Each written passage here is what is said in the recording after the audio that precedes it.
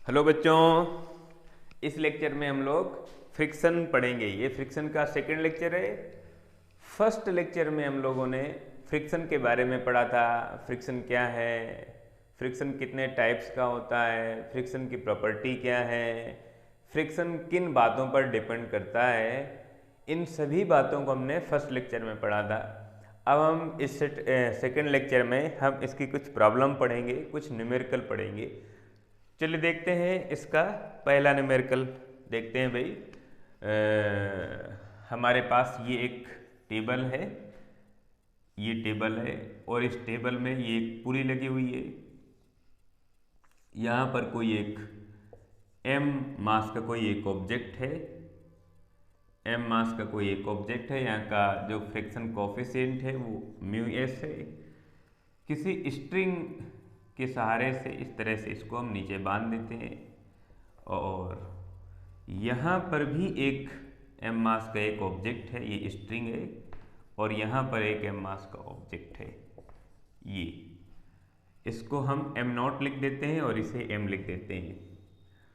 और हमें यहाँ पर ये बताना है कि अगर ये सिस्टम रेस्ट पर है, इसका एक्सेलरेशन 0 है, तो m और m0 में क्या रिलेशन होना चाहिए। हमें बताना है इफ सिस्टम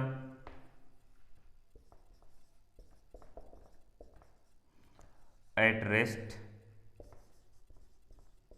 अगर ये सिस्टम रेस्ट पर है तो इसमें और इसमें, इन दोनों मास में क्या रिलेशन होना चाहिए। If system at rest then what relation between m0 and m, इन दोनों में क्या रिलेशन होगा, उस हम रिलेशन को सॉल्व करते हैं। देखते हैं। सबसे पहले आपको इन सभी की एफबीडी बनाना आना चाहिए, तो हम इसकी और इसकी, इन दोनों की एफबीडी बनाएंगे। देखते हैं। ये जो मास है, इस मास की वजह से इसका जो वेट होगा ये वर्टिकल डाउनवर्ड होगा, और इस वेट की वजह से इस स्ट्रिंग पर टेंशन डेवलप होगा। तो उस टेंशन को देखेंगे, टेंशन की डायरेक्शन कौन सी होगी, और फिर इसकी एफबीडी बनाएंगे। क्योंकि ये रेस्ट पर है इसलिए इसका एक्सेलरेशन 0 है, तो हम उसी कंसेप्ट को यूज करेंगे। पहले उसकी हम एफबीडी बनाते हैं। तो ये हमारे पास है m मास का एक ऑब्जेक्ट है, ऊपर की तरफ स्ट्रिंग है और नीचे की तरफ इसका वेट है mg। अब हम ये देखेंगे कि अगर ये रेस्ट पर है तो इसका एक्सेलरेशन तो 0 होना चाहिए। तो हम ये लिख सकते हैं t माइनस एम जी, या mg माइनस टी लिखें, एक ही बात रहेगी, इक्वल टू ma, ऐसा लिखेंगे। क्योंकि एक्सेलरेशन 0 है, a इक्वल 0, तो हम इधर 0 पुटअप कर देंगे। t minus M G equal 0, यानी t इक्वल एम जी। यहाँ पर जो टेंशन होगा, ये टेंशन, यहाँ पर जो टेंशन होगा ये इस वेट के इक्वल होगा जो वर्टिकल डाउनवर्ड है mg, इसके इक्वल होगा। ये हमने देख लिया। अच्छा, ये उस कंडीशन पर होगा जब ये रेस्ट पर होगा। अगर रेस्ट पर नहीं है तो कुछ और आएगा, ये ध्यान रखना है आपको। फिर इसके बाद अगली बात हम देखते हैं। यहाँ पर इसकी एफबीडी तैयार करते हैं। अगर हम इस m0 की एफबीडी तैयार करते हैं तो आप देखें जरा कि ये जो टेंशन है, ये टेंशन है, यही टेंशन यहाँ पर रहेगा, यही टेंशन यहाँ पर होगा, ये टेंशन इधर की तरफ होगा। अब इस टेंशन की वजह से, इस टेंशन ध्यान रखना दोनों तरफ होगा, इधर भी इधर भी। इस टेंशन की वजह से ये आगे की तरफ मूव करना चाहेगा। मोशन तो नहीं कर रहा है लेकिन मोशन की टेंडेंसी पर तो है, क्योंकि इधर एक एक्सटर्नल फोर्स तो है, ये टेंशन फोर्स तो है। इस टेंशन फोर्स की वजह से ये बॉडी मोशन की टेंडेंसी पर है, ये पूरा सिस्टम मोशन की टेंडेंसी पर है, मोशन नहीं कर रहा है, मोशन करना चाहता है, क्योंकि इसमें एक एक्सटर्नल फोर्स अप्लाइड है। तो ये जो टेंशन है, ये टेंशन मोशन कराना चाहता है, करा नहीं पा रहा है, कराने की कोशिश कर रहा है। तो ये टेंशन जब इधर की तरफ है, अगर बॉडी मूव करेगी तो मूव करेगी, आगे की तरफ मूव करेगी तो पीछे की तरफ फ्रिक्शन होगा, फ्रिक्शन होगा पीछे की तरफ। क्योंकि बॉडी अगर मूव करेगी या मोशन की टेंडेंसी पर है तो इधर की तरफ मोशन की इसकी टेंडेंसी होगी, तो पीछे की तरफ बैकवर्ड डायरेक्शन में इसका फ्रिक्शन होगा। तो इधर अगर मोशन की टेंडेंसी है तो टेंशन की वजह से होगा, इधर की तरफ होगा फ्रिक्शन होगा। और आपको पता है कि ये नॉर्मल रिएक्शन है और इधर की तरफ हो गया mg, क्योंकि इसका मास है m नॉट करके तो हम लिख देते हैं m नॉट g। अब हम ये देखेंगे कि अगर ये रेस्ट पर है तो ये वाला फोर्स इसको इक्वल करेगा। अगर इसको इक्वल करेगा तो हम लिख सकते हैं T equal Fs, T equal Fs की जगह μs मल्टीप्लाई n, और n की वैल्यू mg के इक्वल यानी m नॉट g के इक्वल, यानी हम लिख सकते हैं μs times m not g। यहाँ पर हम लोग लिखेंगे नॉर्मल रिएक्शन की वैल्यू m नॉट g के इक्वल लिखेंगे, ये वाली वैल्यू इसके इक्वल हो गई।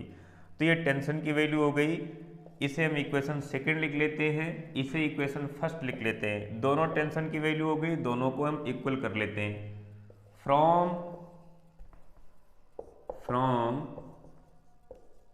Equation first and equation second, इन दोनों इक्वेशन को अगर आप ध्यान से देखेंगे तो ये भी टेंशन के इक्वल है और ये भी टेंशन के इक्वल है, यानी μs times m not g equal to m times g से g कैंसिल आउट हो जाएगा, μs multiply m not equal to m।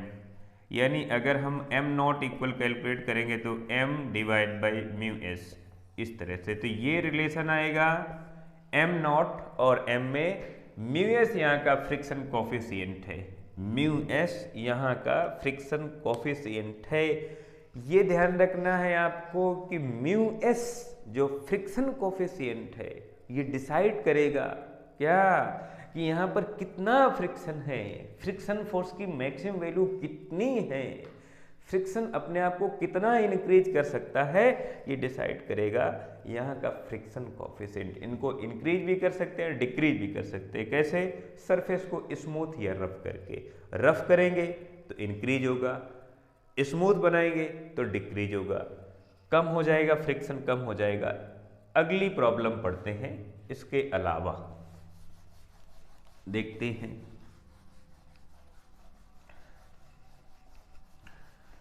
जैसे हमारे पास एक सिलिंड्रिकल कंटेनर है और इस कंटेनर की जो रेडियस है वो r है। इधर से ये हमारे पास एक सिलिंड्रिकल कंटेनर है और इस कंटेनर की जो रेडियस है ये रेडियस r है, इस तरह से ये, और ये इसकी एक्सिस हो गई, एक्सिस ऑफ सिलिंड्रिकल कंटेनर। तो ये सिलिंड्रिकल कंटेनर की एक्सिस हो गई, ये हो गई इसकी रेडियस कैपिटल R। यहाँ पर एक m मास का एक ऑब्जेक्ट रखा हुआ है, इस तरह से ये रखा हुआ है। इस ऑब्जेक्ट का जो मास है वो मास m है, ये मास है, और ये इस तरह से रोटेट कर रहा है सिलेंडर। ये कंटेनर इस तरह से कंटिन्यू रोटेट कर रहा है। तो हमें बताना है कि कितनी स्पीड से रोटेट करे, इसकी एंगुलर स्पीड कितनी हो कि ये जो ऑब्जेक्ट है, जो बॉडी है, ये नीचे स्लिप ना कर पाए, नीचे डाउनवर्ड मूव ना कर पाए, उसको हमें बताना है। इसकी कितनी वैल्यू होनी चाहिए उसको देखते हैं जरा। अब समझो जरा, अगर ये मूव करेगा, अगर ये मूव करेगा तो डाउनवर्ड ही मूव करेगा। किसकी वजह से मूव करेगा? इसकी ग्रेविटी की वजह से, इसके ग्रेविटेशनल फोर्स की वजह से। तो अगर ये नीचे की तरफ मूव करेगा तो ये वेट होगा, इसकी वजह से वेट की वजह से मूव करेगा, या मोशन की टेंडेंसी होगी तो नीचे की तरफ होगी, तो ऊपर की तरफ फ्रिक्शन होगा। तो ध्यान रखना है कि अगर ये मूव न करे रेस्ट के लिए, फॉर रेस्ट कंडीशन,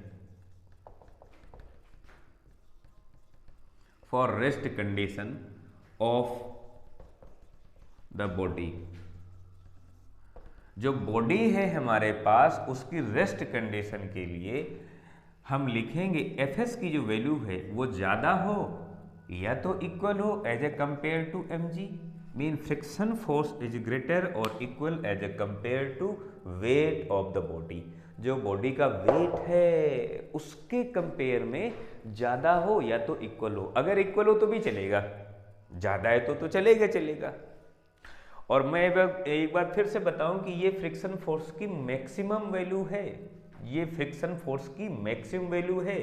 जैसे फ्रिक्शन फोर्स की मैक्सिमम वैल्यू 10 न्यूटन है, तो जरूरी नहीं कि हमेशा फ्रिक्शन फोर्स 10 न्यूटन हो, ये अपने आप को 0 से लेकर 10 तक चेंज करेगा, अपने आप को 0 से लेकर 10 तक चेंज करेगा according to external force. External force जिस हिसाब से लग रहा है उस हिसाब से अपना मान, अपनी वैल्यू को चेंज करेगा। लेकिन हम लोग हमेशा एक्सटर्नल फोर्स कितना भी कम हो कितना भी ज़्यादा हो, हम तो हमेशा इसकी मैक्सिमम वैल्यू ही कैलकुलेट कर पाते हैं। अब देखते हैं, ये तो एक कंडीशन आ गई, ये शर्त आ गई। अब देखते हैं, इधर लिखेंगे Fs की जगह लिख लेते हैं म्यू एस मल्टीप्लाई n ज़्यादा या equal as a compare to mg। अब देखो, इसको नॉर्मल कौन प्रोवाइड कराएगा, नॉर्मल कौन प्रोवाइड कराएगा? ये मूव कर रहा है इस तरह से, तो इसका सेंट्रीपिटल फोर्स होगा M R omega square, radius capital R है, एम आर ओमेगा स्क्वायर। तो नॉर्मल को इक्वल करेगा, यहाँ पर अगर मैं इसकी वीडी बनाता हूँ तो इधर की तरफ फ्रिक्शन, नीचे की तरफ mg, और ये हो जाएगा एम आर ओमेगा स्क्वायर, और इधर की तरफ normal reaction force, normal reaction force हो जाएगा। तो n की वैल्यू मैं पुटअप कर देता हूँ, M R omega square mu S, इधर हो जाएगा एम आर ओमेगा स्क्वायर, और इधर हो जाएगा ये mg हो जाएगा। अब देखें भाई, m से m कैंसिल आउट हो जाएगा, यानी mu S R omega square, और इधर बचेगा केवल g। ओमेगा स्क्वायर केवल कैलकुलेट करेंगे तो इधर हो जाएगा g divide by mu S R, ऐसा हो जाएगा।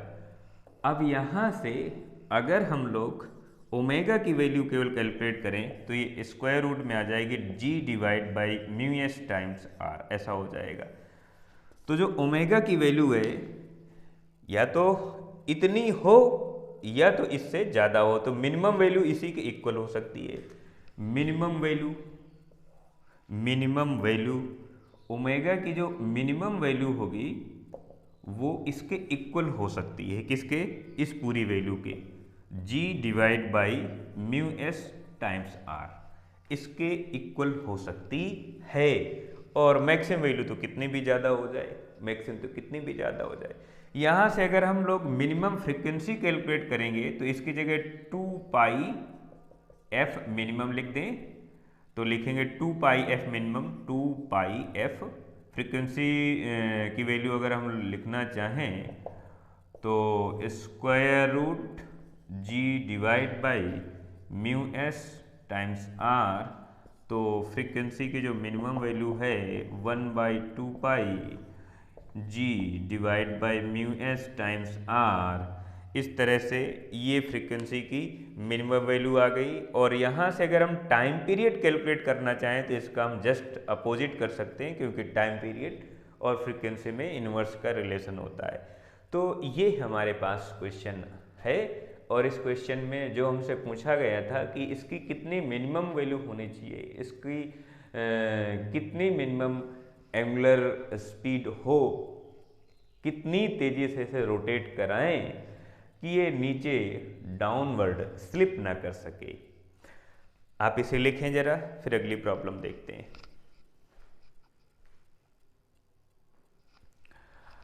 चलो देखते हैं अगला क्वेश्चन।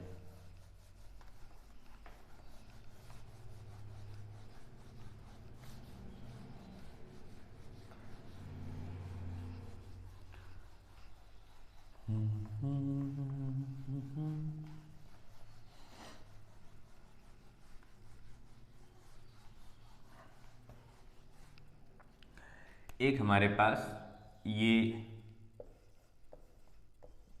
पुली है और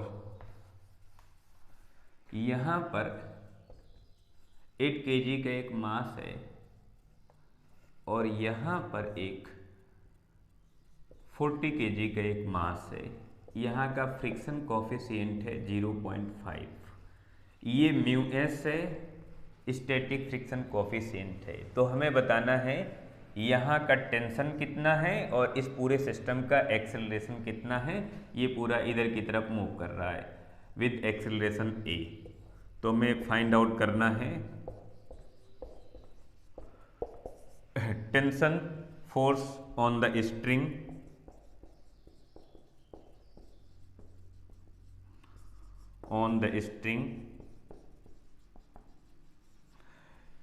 ये जो स्ट्रिंग है, इस स्ट्रिंग पर हम टेंशन फोर्स की वैल्यू कैलकुलेट करेंगे। जो रस्सी बंधी हुई है इस पर स्ट्रिंग टेंशन फोर्स की वैल्यू कैलकुलेट करेंगे। और दूसरा acceleration of the mechanical system.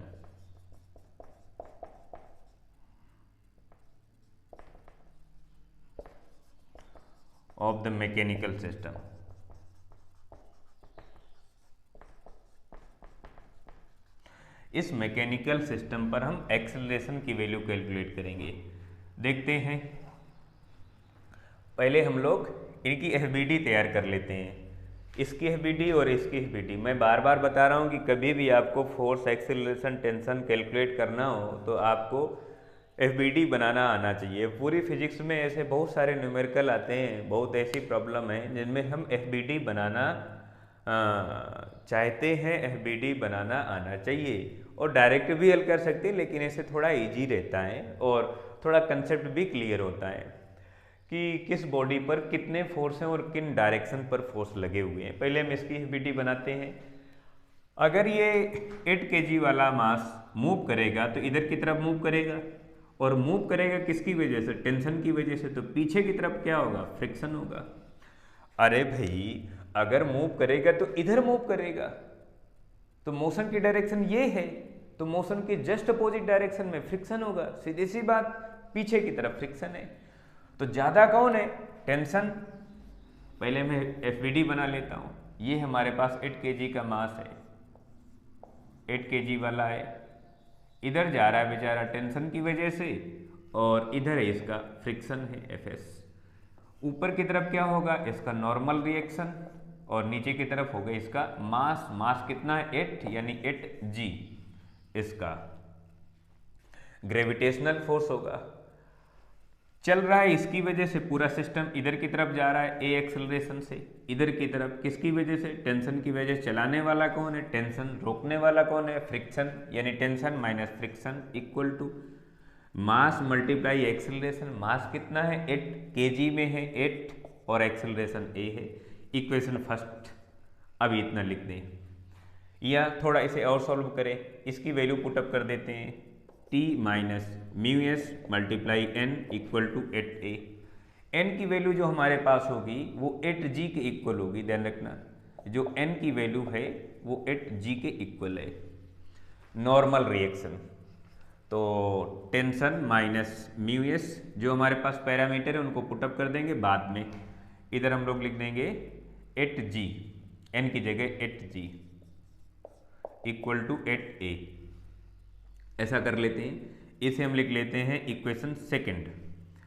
फिर इस बॉडी की एफबीडी बनाते हैं, इसकी 40 kg वाले की। तो 40 kg वाले की इधर बना लेंगे, ये है 40 kg वाला। इधर की तरफ क्या है? टेंशन।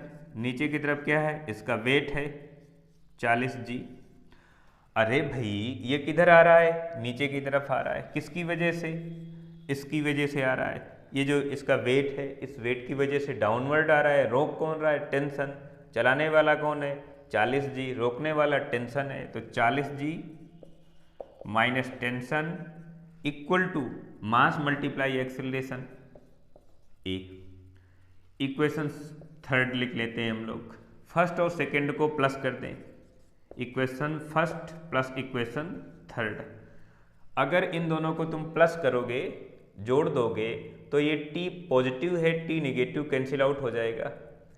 अब मैं कितना लिख सकता हूँ, इधर लिख सकता हूँ 40G, G की वैल्यू भी पुटअप कर देंगे, minus mu S 8G equal to 40 और 8, ये हो जाएगा 48A। अब यहाँ से सभी पैरामीटर को यूज कर लेते हैं। G की वैल्यू 10, तो इधर हो जाएगा हमारे पास 400 माइनस म्यू एस की वैल्यू 0.5, 0.58 और G की वैल्यू 10 इक्वल टू 48A, ऐसा हो जाएगा हमारे पास।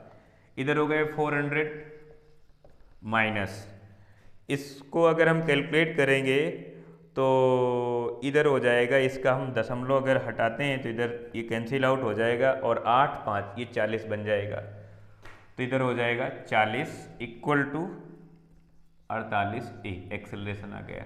इसमें घटा देंगे तो 360, 360 बचेगा 48A, ये एक्सेलरेशन आ गया। आप इसे कैलकुलेट करेंगे मीटर पर सेकंड स्क्वायर में, ये एक्सेलरेशन आ गया। अब एक्सेलरेशन की वैल्यू हम इक्वेशन फर्स्ट में रखें, सेकंड में रखें, थर्ड में रखें, हमें टेंशन मिल जाएगा स्ट्रिंग में फ्रॉम इक्वेशन फर्स्ट। मैं फर्स्ट में पुटअप कर देता हूँ। फर्स्ट में क्यों रखें यार, इजी रहेगा थर्ड में, है ना, from equation third. Equation third में देखो, ये हमारे पास है 40G, 40G है, माइनस टेंशन कैलकुलेट करना है, इधर है 40A और A की वैल्यू है हमारे पास 360 डिवाइड बाई 48, ऐसा है। अब इसे हम कैलकुलेट करेंगे, कैलकुलेट कर लेंगे तो ये वैल्यू, इस वैल्यू को हम इधर ले आते हैं और इस वाली वैल्यू को इधर ले आते हैं, G की वैल्यू पुटअप कर देते हैं। तो G की वैल्यू रखें 10, तो इधर हो जाएगा 400, ये वैल्यू इधर आ जाएगी तो निगेटिव हो जाएगी 40, 360, 48 इक्वल टू टेंशन। तो ये टेंशन की हमारे पास वैल्यू आ गई, ये हमारे पास टेंशन फोर्स आ गया न्यूटन में, ये आ गई एप्लीकेशन इस तरह से। तो जब कभी भी इस तरह की प्रॉब्लम मिले तो सबसे पहले एफबीडी बनाना सीखो। अगर एफबीडी बनाना नहीं आता है तो बनाना सीखो। तुम्हें 2-3 काम आना चाहिए, एक तो एफबीडी बनाना, दूसरा किसी भी वेक्टर क्वांटिटी की कंपोनेंट डिवाइड करना, एफबीडी बनाना, इक्वेशन लिखना। ये 2-4 बातें अगर आ गई तो फिजिक्स के न्यूमेरिकल में अच्छी पकड़ बन जाएगी तुम्हारी।